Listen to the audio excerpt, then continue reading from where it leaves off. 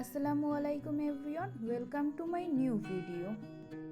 আজকে আমি আপনাদের সাথে শেয়ার করব আনারস মাখার রেসিপি।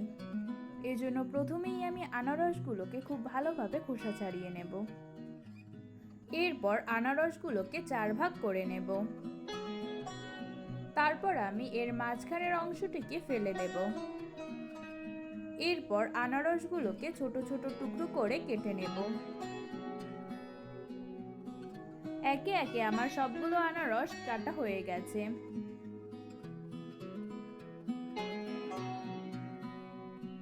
এরপর আমি একে একে এর ভিতরে দিয়ে দেব চিলি ফ্লেক্স, বিট লবণ, কাসুন্দি, আচার এবং তেল। এবার ভালো মতো মিক্স করে নিলেই রেডি আমাদের মজার স্বাদে আনারস মাখা। আজ এ পর্যন্তই, দেখা হচ্ছে অন্য কোনো ভিডিওতে। আল্লাহ হাফেজ।